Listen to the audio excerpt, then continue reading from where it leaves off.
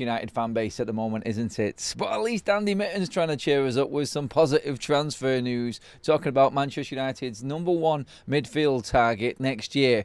January or the summer. Elliot Anderson is more likely to be the summer. We know this, but we're also going to talk about the stories again piling up. We did earlier on today in the midday show about Joao Gomes and the links there. Antoine Semenyo, Manchester United's hunt, and Manchester United's push for what is really important now this January. We're going to talk about all the transfer news. We're going to talk about the big push from Manchester United to, well, prolong the stay of the AFCON players. A little bit of desperation seems to be kicking in after a really poor performance from Manchester United against Everton last night. We'll still talk about the aftermath of that. We have got another extended show tonight as well, where we'll be jumping across the big up to have a fan calling. So if you want to have your say, stay with us. Click the link in the live chat if you're live with us right now, or drop into the comment section if you're playing catch up and join us later on. The link is there on the big up. Get across and get involved. Have your say tonight on everything that happened last night.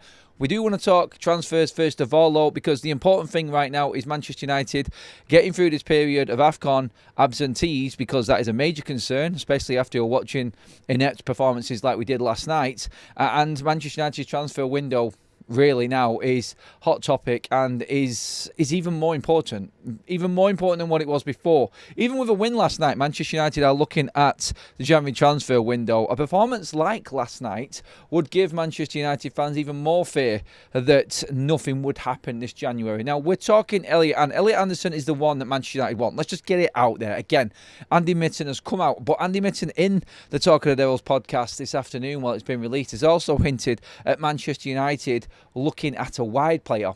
The previous podcast, he said United weren't prioritising a wide position.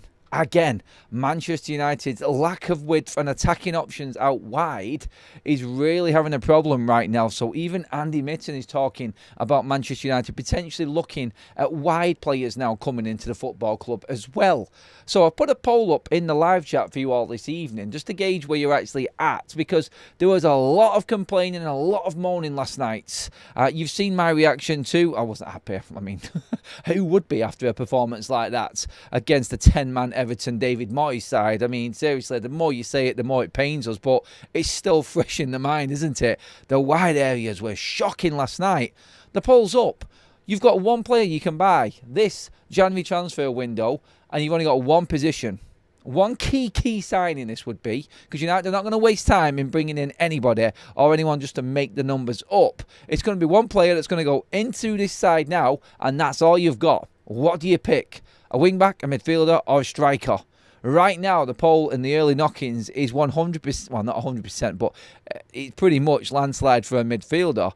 But there is actually people out there, and there is 16% that have got two other priority positions right now rather than midfield. Honestly, watching Manchester United nurse Casemiro through games at the moment is a big problem for me, and I cannot believe we have left ourselves in this position. I really can't. The style of football last night was lethargic, horrible, no presence in that middle. It seemed we were lacking. The stray passes were everywhere. It all comes from a solid midfield. You have to have that midfielder in there. Elliot Anderson, look, I know we can talk about it and the future is great, and a lot of people would say, Adam, shut up. He's not going to come till the summer, but the thought of actually having a capable midfielder excites me now, because we're so badly lacking in that area. And honestly, if Casemiro cannot last a game of football now, and I know that he had international duties, flying back from Brazil, I'm sorry, he had 2 extra days. We had the Saturday and the Sunday and then all day Monday. So effectively, we had 3 extra days. He was back in training on Thursday. I'm sorry, if that player is your #1 target, and is your #1 player in that midfield area, then that is just not good enough. And you do need to invest. If you don't invest, then, like I said this morning, Ruben Amorim could be out of a job, because United need to at least get European football at the end of this season. We're clinging on at the moment, but with the players that we are going to be missing, the players that are going to be absent, obviously going into the December and January periods, and how important them games are, like we've already discussed, really, Manchester United, I don't see us sustaining a charge if we're going to play the way we did last night anyway. That is a definite. But Andy Mitten came straight out and said the top target, and this is off the back of what I spoke about earlier on. When David Ornstein was speaking before the game last night against Everton, he came out and said that Manchester United really are looking at Elliot Anderson, maybe even more so than Carlos Baleba now, saying that his stock has fallen since his poor start to the season. Well, along them lines is where Ornstein was going with it anyway. But very interesting, because it was only the week before that Ornstein was saying United should go for Carlos Baleba because he wants United. United want him. The fact that Carlos Baleba was subbed off at half-time and Brighton went on to win the game at weekend told us a lot. And again, Manchester United are probably looking into this now and actually thinking, you know what? This is very interesting. This is worrying that he has fallen off this much. So, yes, I'm not surprised Elliot Anderson is now the number one target for Manchester United. We have to do everything that we possibly can to get hold of Elliot Anderson. It's as simple as that. We need the governor, we need the maestro, we need the controlling midfielder, and he is that player. It's as simple as that for me. And again, no one really has got near his numbers and near his performance levels so far out of all the targets we've been looking at. The situation regarding Joao Gomes is very, very interesting. Now, we went into detail on this before, on the player wanting to push for this move to happen and wanting this to actually be a January move as well. And there's another story come out on top of the one we spoke about earlier on in the lunchtime video. Wolverhampton Wanderers midfielder Joao Gomes has had his head turned by interest from Manchester United. They will face a battle to complete a January transfer, but he's now completely sold on the move. He just needs the two clubs to agree a fee, which will need to be close to the £50 million mark. Would you go out and spend 50 million quid on Joao Gomes right now? The player is now thought from Brazilian sources and this source again at lunchtime today, and then another different source this afternoon as saying that Joao Gomes is now pushing for Manchester United. Look, Elliot Anderson would always be top dog. But if we cannot get Elliot Anderson, then it's quite clear Manchester United need another midfielder to come in. Would we have bought Joao Gomes in the summer? Perhaps we would. We need squad depth. We need more than two midfielders in this team to go forward. And I think we might have been looking at him in the summer. He might have been a target for Manchester United. A Joao Gomes and Elliot Anderson midfield combination for me would not be that bad. I really do think that is 20 times better than what we've got right now. And there's no disrespect to my man Bruno Fernandes, but he's not a 6 or an 8. So realistically, that's just another option for Manchester United in the forward area. After Joshua Zirkzee is sold, you bring in two midfielders to slot in straight behind them 10 options in Mason Mount, Bruno Fernandes, Matthias Cunha, Brian Mbeumo, Ahmad at times. And then you're looking at, well, maybe we don't need a 10 then in the summer if we're going to use Bruno for one more year. You've got Ahmad at right wing back. You've got two midfielders there. Yes, you probably need one more midfielder because we're going to end up selling Kobbie Mainoo and Manuel Ugarte as well. So, yeah, it is complicated. But if you do sell them players, that might give you the funds then to go out and get another player, another midfielder, maybe even a wing back on top of everything else we need right now. There is some people actually in the live chat now saying that United do need a centre forward as well. The only way United can afford this is by being in Europe. And being in Europe is the target for this season. If you've got anything, money-wise, anything there that you could possibly spend in January, if it isn't an Elliot Anderson type of player, you have to look down the list at the next best thing. The next best thing to Elliot Anderson right now that is available and gettable and performing and is ready to go is Joao Gomes. And that, I think, is inevitable for Manchester United now. The talk of Conor Gallagher has cooled. It's all on Gomes. This seems to be getting hotter and hotter and hotter. And again, Ornstein touched on this, like we said earlier on today, about Gomes. Wolves sources are playing it down, but obviously there is talk from the players' side, which is hotting up. There is no club-to-club talks. There's nothing like that. So that's a definite. This is just something that's starting to cook up behind the scenes, maybe. And look, we may get the old non-vote of confidence, whatever you want to call it. They're completely putting this transfer down, and it's never going to happen for Manchester United. We may get that coming up yet, and that will be, obviously, if through the likes of David Ornstein, Fabrizio Romano, or someone like that. Steele not on. Wolves are not selling. This has been a stance that has been held up in previous reports as well, that Rob Andrews has been told that his best players are not going to be sold from under him this January to give him a chance.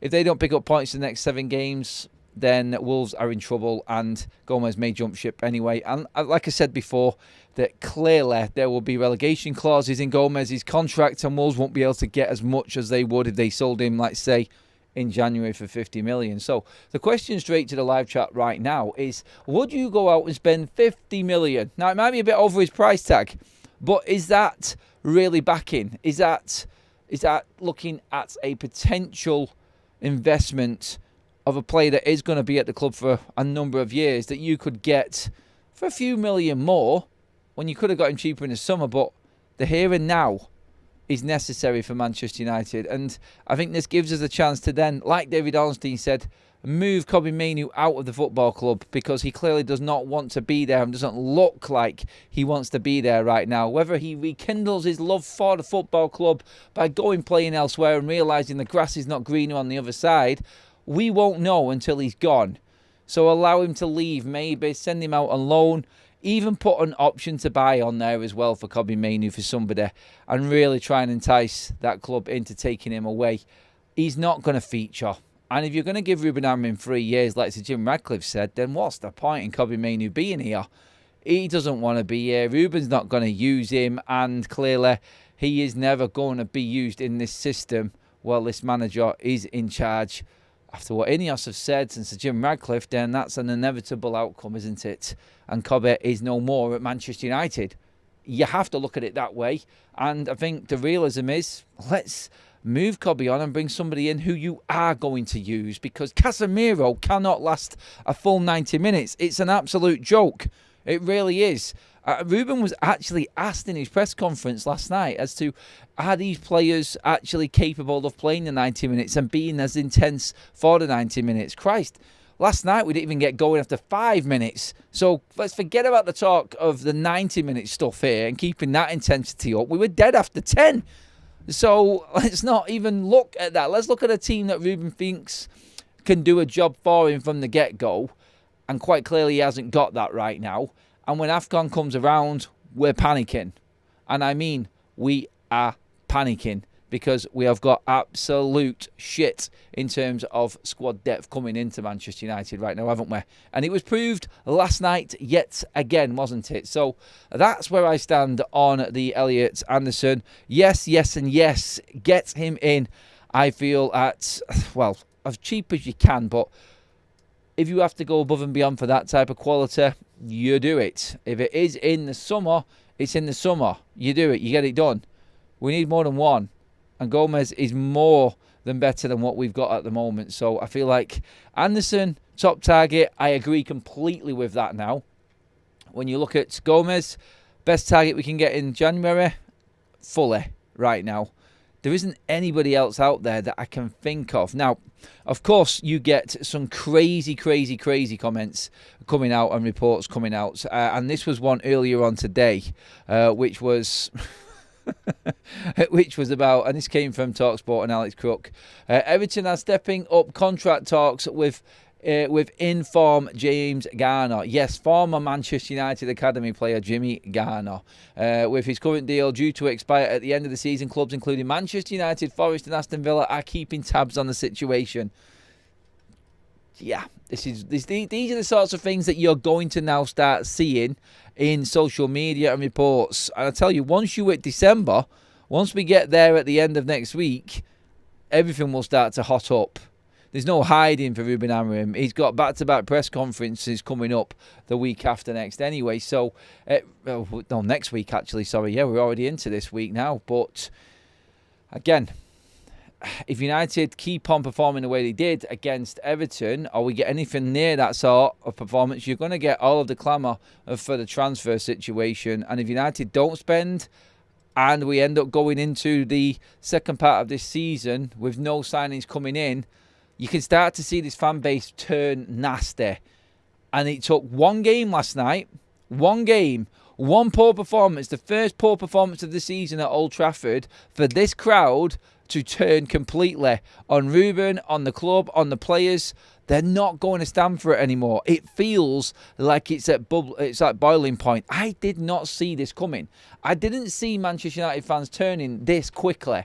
It was a surprise to me how they booed the players off at half-time. I didn't expect that. I know it's poor that we're down to 10 men and we're losing, but you could always turn that around. I said it this morning, didn't I, on the live show? It is a concern that the fan base has, I feel, disconnected itself from the club right now. You can feel it. You really can. They need to do something to encourage this fan base to get on board here, because Ruben Amorim is now being compared to Louis van Gaal. 4 forwards on the pitch, Samuel Luckhurst wrote last night. 4 forwards on the pitch, one of which hasn't scored a Premier League goal since December last year. A year. How the hell are you expected to score goals and win a game? Lo and behold, bang, we didn't score. We didn't look like we were going to score, and we ended up losing to a 10-man David Moyes Everton. I keep on saying it. There is nothing there depth-wise for United, and we got a taster before the real test is coming. And United have got a chance to make sure the rest of this season doesn't go this way. Because if you are going to continue with the same players that were there last season, that are going to be there again for the rest of this season, and rely on them, then you're going to get the same results. Because it's the same players. And they're the squad that got us that horrific finish in the Premier League last season. So accept the inevitable. And if you don't act on it, don't expect any change. Because that's what you're going to get dished out like we got last night, unfortunately. And I fear for where the club is going. Look, we were on a bit of a positive turn, weren't we? I was positive. I mean, I'm always positive as best I can be, as you all know. But everyone was feeling like it was a bit of a turning of a page. A win against Everton would have made everything look a lot sweeter. That would have been 4 wins, 6 games. So Manchester United have gone from unbeaten in 5 games to taking 2 points out of a possible 9. Like that. And the fan base didn't like it. And that's why you're getting this onslaught right now. And it's going to be 5 to 6 weeks of please be signing someone, social media posts, and all sorts of aggro going in on the players, because I don't see them picking up maximum points from now until that January transfer window opens. And we've seen, even after 1 defeat in 6, what this fan base did last night, after any kind of poor performance, is baying for blood. And last season is still embedded into Manchester United fans' memories. The start of this season, the Grimsby game, Brentford, Manchester City, you cannot eradicate them. It's like a bad review. You need 10 good reviews to take out that one bad review. Everyone looks for the bad and looks for the negative. If you dish it out the way that you did last night, then you're going to get absolutely battered by this fan base, because they will not accept it anymore. They're not going to accept higher ticket prices and having to pay a fortune to not be in any competitions, and then you roll out that shit having had 2 extra days preparation than any other club in the bleeding league.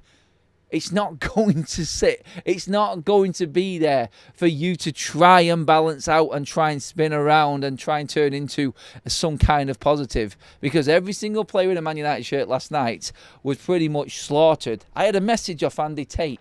He said he ran down from where his seat was in the Stretford end to the end where the tunnel is as the players were walking off. Arms in the air, screaming at the players. What the hell was that?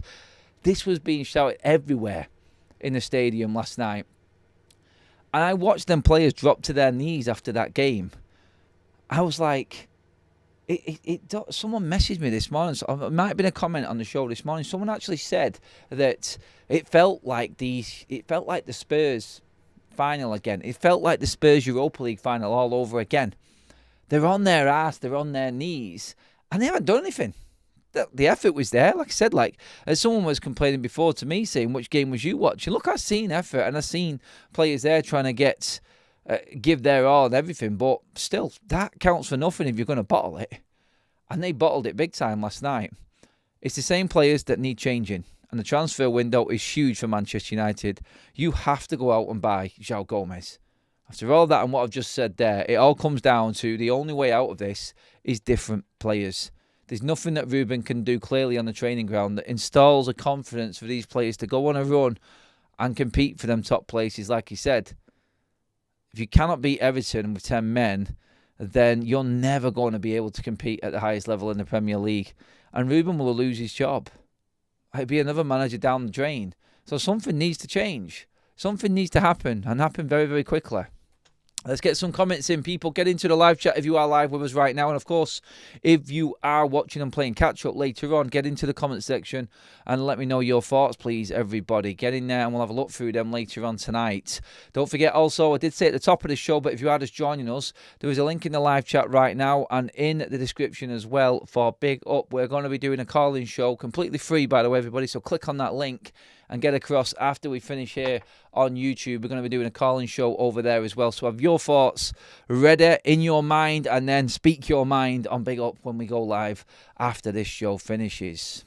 We got rid of all of our attacking depth that most of you wanted gone, and not that Ruben's strategy is to go with a skeleton crew.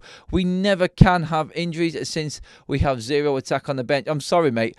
I didn't want Garnacho. I didn't want Jadon Sancho. I didn't want Antony. I didn't want Marcus Rashford. You can honestly, Jersey mates, I know what you're saying.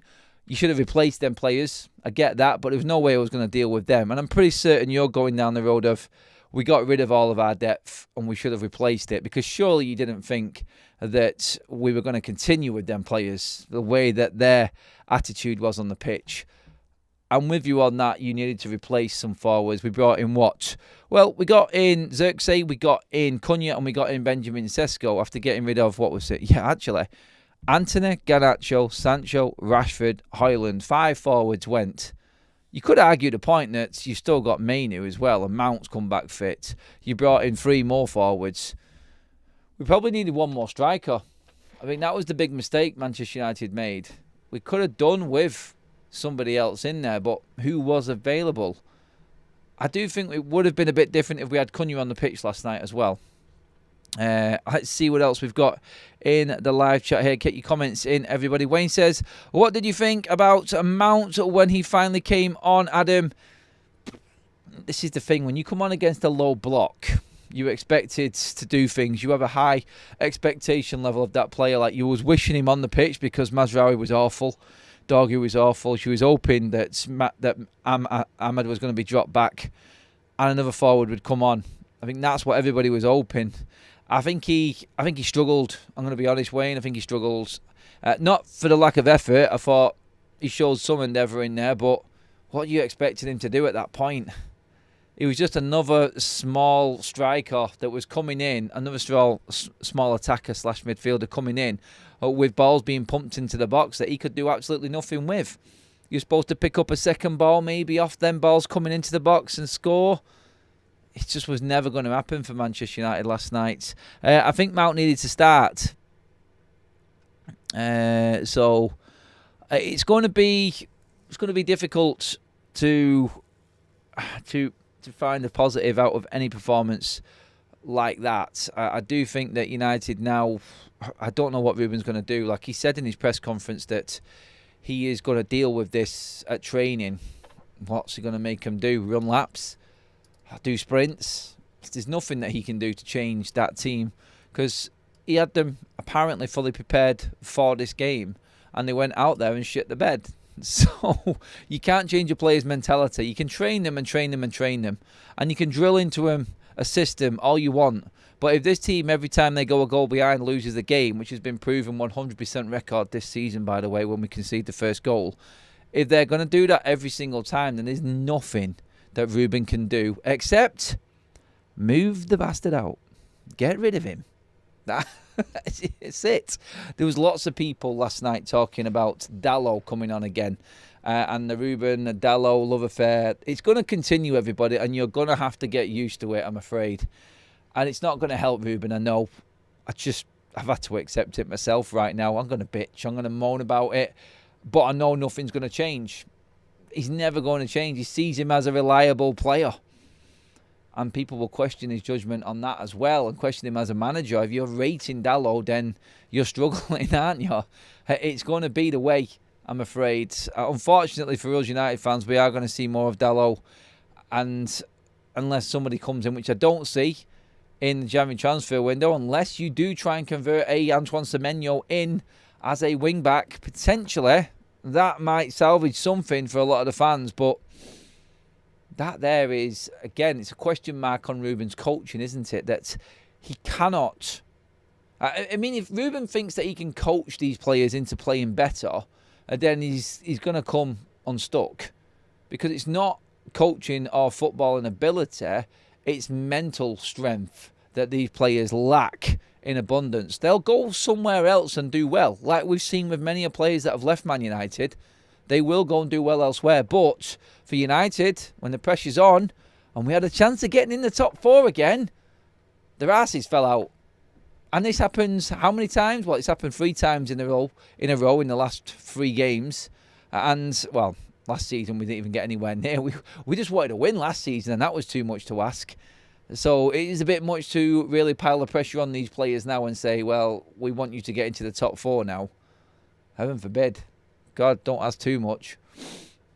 Adam, we sat in the back 5 against 10-men Everton at Old Trafford. We had no ideas of how to break a low block. What are the players and the manager doing in training? Clearly, not a lot about because it's not working, says Anthony. I mean, I don't think it was a back 5. I think people are over exaggerating that because we were pretty much camped in their half. The players on the pitch were the problem. The shape wasn't. He didn't have enough attackers on the pitch. He didn't. Look, it was a back 9 for Everton. Everyone behind the ball. And we had everyone pretty much camped in their half. So the shape really wasn't a problem. It was the personnel. Who could you have brought on to change up front? It comes back to the recruitment and leaving ourselves short as a striker. Because you already got Xerxes on, and then there's no other striker. We didn't put Chido on the bench because he doesn't think he's ready. He had very similar players sat on the bench there. Mason Mount's a 10. Shea Lacey would have been a 10. Kobe Mainoo is a 10. Small. Trying to break a low block and put crosses into who? Joshua Xerxes. One striker. There's no one else really to bring on. That was the problem. He should have really, I thought, taken a defender off maybe in the first half and gone for it then. You didn't need 3 centre-backs on the pitch. When you're going up against 10 men at home and the only player going forward is Barry for Everton, you need 2 centre-backs. You could have easily changed something and maybe brought Kobe Mainoo on sooner or Mason Mount on sooner. And that's what I think should have happened. Maybe you put 3 men in the midfield and have the 2 at the back with the 2 wing-backs just running back if necessary. You're up against 10 men. That's what might have happened in the game, I think, last night anyway. Right, let's get into the other news and everything else that is going on, because there is quite a bit, actually, in the headlines tonight. We've talked about Joao Gomes and Elliot Anderson. Looking at the bigger news and the bigger picture, again, it's not going to affect anything right now, but Manchester United have appointed Kyle McCauley as a new head scout. This is a man that has discovered the likes of Moises Caicedo for £4 million, Karu Mitoma from Japan, and Mark Cucurella. Caicedo and Cucurella were sold for big profits after becoming stars at Brighton. This is the former scout Manchester United have brought in here for Chelsea, for Brighton, West Ham as well. Also worked as an analyst. He will be reporting into head of recruitment Christopher Vivel at Manchester United. They're trying to really reinforce the scouting and recruitment department at the football club at the moment. This news was broke earlier on by David Ornstein. What this matters to us right now, nothing. In the future, again, we need to find the right players. We really do. And they're trying. I'll give them that. They are trying. Unfortunately, we're still stuck with the same players from last season, and the football that we're watching isn't going to be affected by these moves off the pitch just yet. It's something for the future, and where I would love to be ramming this down your throats and building a big positive. I know you really don't give a shit because we lost to Everton 10 men last night and it's still raw. I'm with you. It's fine. And it's just the news. the news is there, and we do need to talk about everything that is going on around the club. By the way, Aidan Heaven is due to play in a game behind closed doors at Solihull Moors tonight. Aidan Heaven is ready to play for No, it's not behind closed doors, sorry. There is a game that is going to be played behind closed doors against Arsenal, but Manchester United are giving Aidan Heaven game time. Now, the news came out earlier on from the Daily Mail as well that Diego Leon, Aidan Heaven and Sekou Kone's futures this season are being discussed at the moment. And check this out, all three could be sent out on loan. It makes you think that we've got to go out and buy someone, surely, doesn't it, in January? If you're actually contemplating sending out a wing-back who could do a different job. Look, I'm not saying Leon is the finished article by any stretch. Trust me on that, I'm not.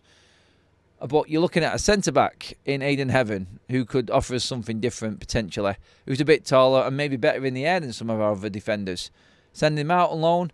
A CDM in Sekou Kone, who we desperately need right now.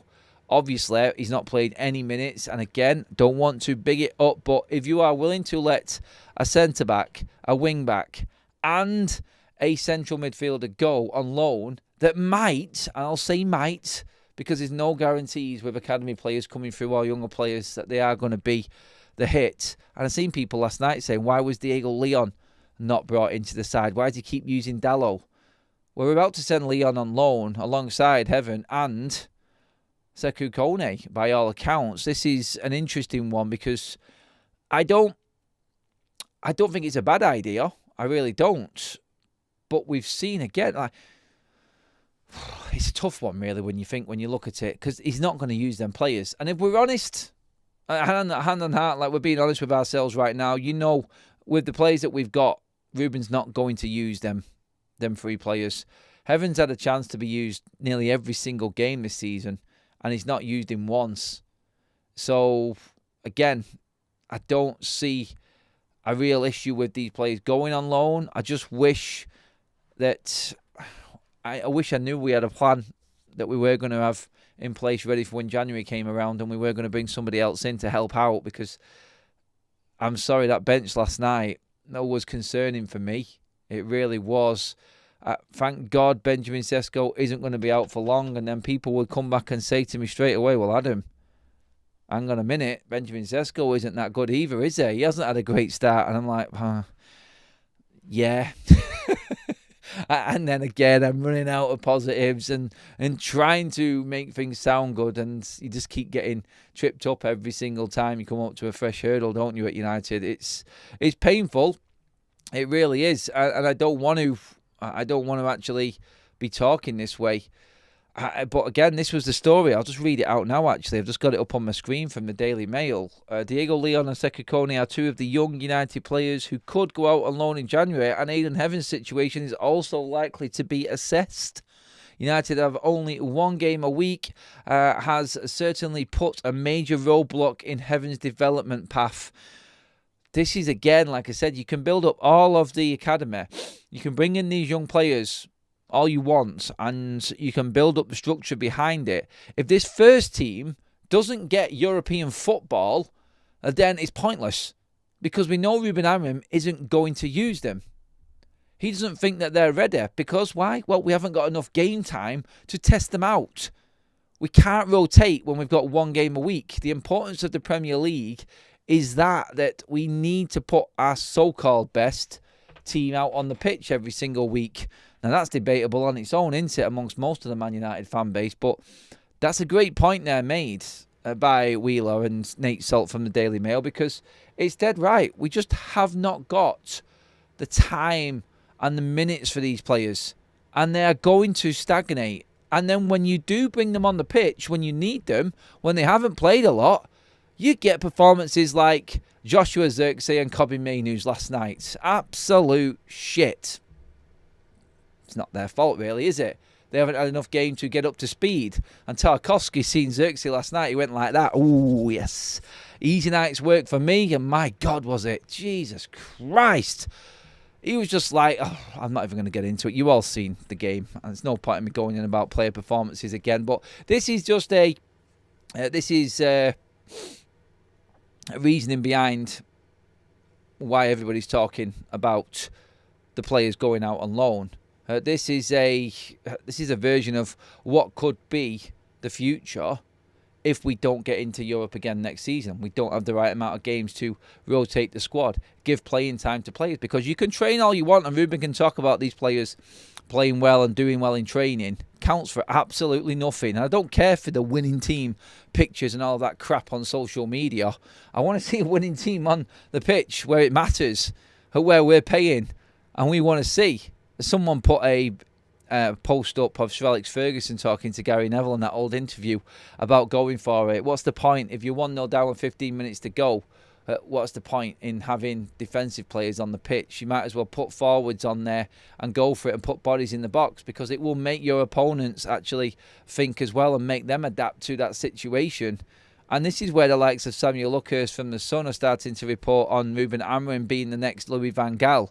He's headline hunting on that one, definitely. But still, you can see where the comparisons are. 4 forwards, that was it on the pitch last night. Out of 11 players, we only had 4 forwards on there. And like he said, one of them hasn't scored for a year. So what do you expect? Unfortunately, what we got last night. It's horrible to talk about in this way. And it does pain me to do it. But the reality is that there isn't going to be any improvement yet until more players are brought in. We can get by in certain games, and we will win certain games. We might be just about scraping into them European positions, but unless recruitment kicks in and January becomes that month when we do spend and recruit and bring somebody else in, I don't care for Kobbie Mainoo and Joshua Zirkzee. I really don't. After watching last night, I couldn't give a toss if they're at the club or not by the end of this season. They don't look like they're either good enough or want to be here. United need to use January. Get Semenyo, get Gomes. Do what you've got to do. I honestly feel like that's how Manchester United's season can be salvaged right now, because it's not going to be salvaged with these players again. The definition of madness and all of that, isn't it? Doing the same thing over and over again and expecting a different result. No. Definition of insanity, I think it is, isn't it? Yeah. That's what we're looking at right now. Thank you for all the likes, everybody. I know it's a slightly earlier kickoff time tonight for us. We are doing the call-in show as well, so make sure that you do hit that link in the live chat as well. Make sure that you create your account over there completely free on Big Up, and come on and speak to me and have your say as well. We're opening it up the airwaves tonight, everybody, so get in there and let me know what you're thinking. Let's get some comments though, and let's see what we're talking about here regarding everything that's going on behind the scenes at Manchester United. Heaven, Leon and Kone going out on loan. We've already got the likes of Harry Amass out on loan, who's another wing-back option for Manchester United. The thought of having to settle for Dalot and Dorgu all season long now, a little shiver down my spine then. But yeah, I think that's where fans have got a bit of an issue. We need midfielders like a poet needs a pain. We need midfielders, yes. Hassan, we do need midfielders. And I'm looking at the poll right now. We got plenty of votes on there. 84% of you have said that we need a midfielder. If you had one player to pick in a certain position this January, you had one that you could bring in, then it's a midfielder.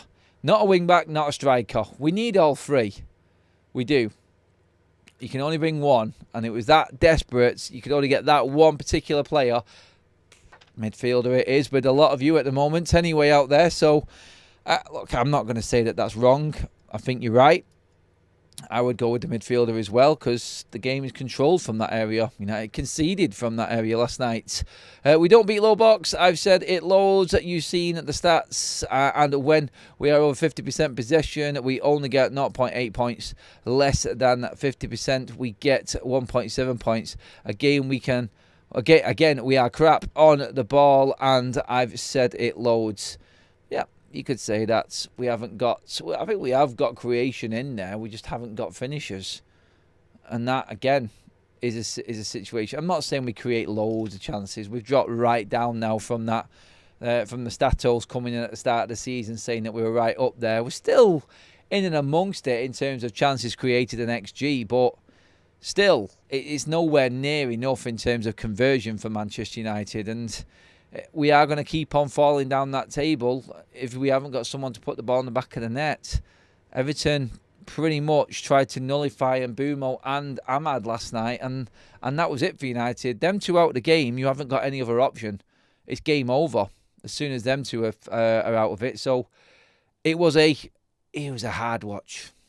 Stu says, 2 days ago, everyone was praising him and how we're going to make is that supposed to say top 5? One game when everyone loses the plots. I don't think it's the one game when everyone loses the plots, Stu, because even Ruben Amorim came out last night and said, the points are bad, but it's not the points that are the problem. Even Jamie Carragher says they'll make them points up through the season. They can do in the next few games, in fact. It's the feeling. And Ruben nailed it with that. He knew last night, just like every single other Manchester United fan sat in that stadium last night, it's the feeling you got watching that game that hurt more. And I think that that's why the boos came out. It's like, we're not going to let you do this to us again. We're not going to let you off the hook. You've had your free ride under Ruben Amorim last season. New manager, turmoil, turnover of coaches, new style of football. Give them a chance. You had a full pre-season. You've had every single minute to try and settle in and figure out what Ruben wants. You've even had the extra time in between games this season because you were so shit in the Carabao Cup that you went out of that as well as European football because we didn't win anything and we didn't get anywhere near the top half of the table last season. So you've had all of that. This fan base ain't going to let this team off this season, and last night was proof of it. One bad, really bad performance, and the knives are out. So Stu's got a point. One game and everyone's in meltdown. I think it's all of last season. The moments that we've had to let them off this season, and then to watch that shit after having all that preparation time to prepare for that game at home to Everton against 10 men. I keep saying it, I know, but it's important. They're not going to allow it. And I think this is what we're getting in the chat. This is why the boos were coming out. And this is why Manchester United have been absolutely slaughtered, quite rightly, by every man and his dog today. And they deserve it. They deserve it. I hope they're feeling absolutely rotten today. I hope they feel like crap today. Guarantee you won't be getting any videos from MUTV of the players walking into Carrington today. How are you feeling this morning? You know what I mean? Like we did after the Liverpool win. How's it feel coming in today? What's the vibe? No, you're not going to get any of that. It's just going to be, again, everyone here talking outside of Carrington, what we're going to get next. Because it's like a Pandora's box, isn't it? You just don't know what's going to come out of Man United these days when we walk out onto that pitch. Stephanie says, players don't care enough when they lose. That's the issue. They better be hurting. They better be hurting. Adam, yeah, I get that, but we did create a lot of chances. We didn't actually, mate. We didn't create jack shit. We were half chances. Efforts from outside the box or headers off crosses, speculative efforts. People saying that Jordan Pickford was good last night. He made a couple of decent saves from long distance and from some headers. United created nothing clear-cut last night. I know you've got to grind out the odd goal and score the odd spectacular goal, and Pickford was busy in goal in terms of the saves he was making. I don't think we really created enough, Stu, to be honest. And again, if you're not creating anyway against 10 men, then you might as well just not be in the league anyway. It's pointless. But no, wasn't impressed at all, mate. And again, like you said there, strikers are the problem. We don't have anyone who can put the ball in the back of the net. And again, the number 9 situation at Manchester United, I think Cavani was the last out-and-out number 9 that we had at the football club. How does an organisation like Manchester United allow a club this size to get to this point where it's gone nearly, 6 years since we've actually had a proper striker, like someone who we know and can guarantee? And I love Sesko. I think he will be a good player, but you cannot allow him to run that on his own. I think Cunha and Mbeumo would help him out and take the pressure off him. But again, I was just glad that Sesko wasn't playing last night, because he would have been absolutely slaughtered if Manchester United lost that game and he was playing last night, and everyone would have looked for a scapegoat again. Look, I don't want it to deflect across to Joshua Zirkzee either, to make that point clear. But again, the point of not having a proper number 9 at this football club for so many years is going to keep on being brought up constantly because we haven't. And it's criminal how we've allowed it to get to this point. Let's get a few more comments in, everyone. I hope we don't lose Sunday. We're going to a game next Thursday to be a write down. Oh, God. Deborah's going to the West Ham game on a Thursday night. Is that? I think it is the Thursday night game, isn't it, West Ham? So, Sunday to Thursday. Oh, God, can you imagine if we lose to Palace going into the West Ham game? Oh, it is going to turn nasty. I mean, nasty at Old Trafford. It really is.